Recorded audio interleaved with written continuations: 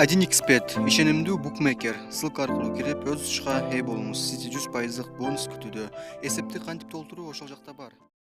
Аида Салянова Батукаев боюнча мен жооп берем. Азиз Батукаевди өлкөдөн качырып жибергенден кийин жогорку кеңеште кызуу талкуу болуп, ишенген атка минерлери Крем төбөлү Батукаевди жактап олтуруп алганда кыргыз эли баарынын бетине түкүргөн эле. Убакыттын өтүшү менен кылмыш иши кайра ачылып, элиталар темир тор артына катар менен кетип жатат. Алсак мурдагы саламаттык сактоо министри Динара Сагынбаева шектүү катары кармалып 22 майда үй камагына бошотулса, андан кийин мурдагы вице-премьер-министр Шамиль Атаханов Сагынбаеванын ордун толуктады. Бизге жеткен маалыматтарга таянсак, Сагынбаевага Батукаевди түрмөдөн качырып жиберүү боюнча буйрукту Атаханов берген деп көрсөтмө берген. Учурда жаза аткаруу мамлекеттик кызматынын мурдагы жетекчиси, азыркы депутат Зарылбек Рысалиев Батукаев боюнча сурак берип, башын тырмап турган мезгили. Азыркы тапта социалдык тармактарда Азиз Батукаевди чыгаргандан кийинки жогорку кеңештин ошол учурдагы талкуу болгон видео тасмасы тарады. Тасмада мурдагы депутаттар Бактыбек Калмаматов, Урмат Аманбаева жана башкалар мурдагы башкы прокурор Аида Салянованы, мурдагы акыйкатчы Турсунбек Акунду, Шамиль Атахановду жарга такаган суроолорду бергенин көрүүгө болот.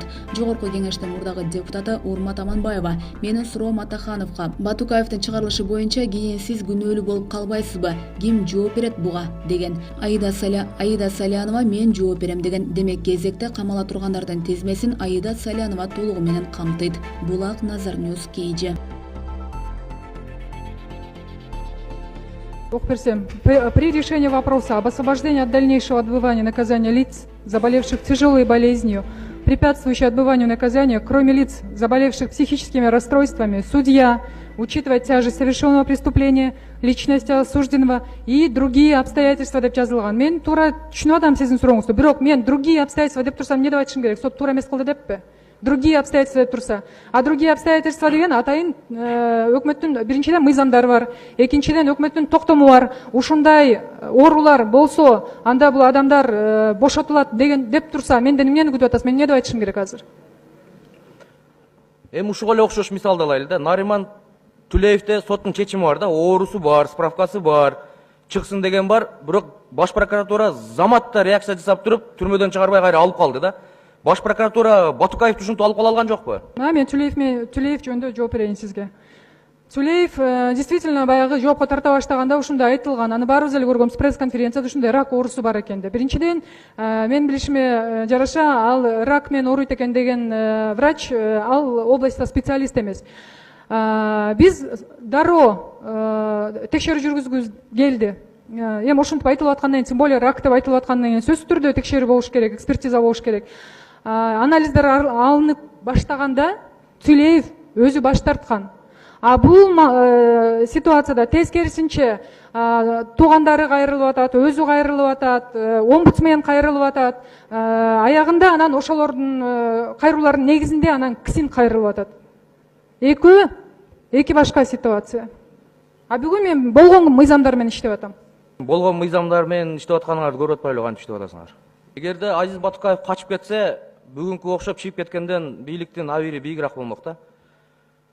Анын артынан мен да качып өтмөкмүн. 2 жылдын ичинде Анын артынан мен да качып өтмөкмүн. 2 жылдын ичинде түрмөдөн 8 киши туберкулез менен өлүп чыкты деп атат, Сиз айтып коюңузчу, ушу сиздин мезгилиңизде экен да, акыйкатчы болуп иштеп турган мезгилиңизде. Эмне үчүн ушул 8 жарандын укугу корголуп, өзүңүз айткандай үйлөрүнө бошотулуп, мусулманчылыкта өлгөн жок? Тиешелүү каттар менен кайрылганбыз. Ооруп аткан адамдар боюнча, аларды бошотуп коюу боюнча эгерде диагноздор катуу болсо, бирок ошолордун бардыгы ишке ашкан жок.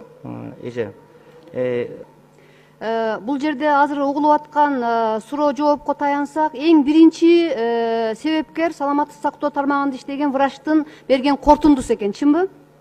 Эгер ошол кортундуну бербегенде сотто болмок эмес экен, эч кандай чечим чыкмак эмес экен. Буга кандай карайсыз? Биздин милдетибиз кортунду берүү.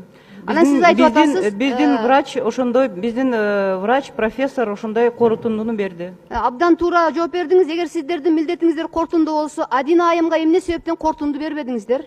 Ал айым өлөйүн деп канча жолу бизге кайрылуу жасаган, ушу менен сиздерге биз да кайрылганбыз. Эмне себептен ошол айымга кортунду бербедиңиздер? Мен азыр бул суроого жооп бере албайм. Буга окшогондор маалымат жок. Толтура. мен толук маалыматты кийин берем. Анан Быйыл канча паспорт берилди ошол тиги түрмөдө отургандарга? Былтыр 182 соттолгон адамга бердик, быйыл биринчи кварталда 27, в том числе Батукаевка. Мына Батукаев деген 96-жылы соттолгон. эми мен Шамил Эсенжановичка акыркы суроом, сиз ушуга кандай карайсыз? Мунун акырына ким күнөөлүү болуп чыгат? Сиз күнөөлүү болуп калбайсызбы ушу боюнча жалпысына? Бунун аягы болуш керек да, бирөөнү күнөөлөшүбүз керек. Бирөөнү күнөөлөйт. Ким күнөөлүү болот сиздин оюңуз боюнча? Справка бергенби? Медицина тармагыбы же чыгарып берген сот тармагыбы? Бул ким күнөөлүү болот? Мен жооп берем.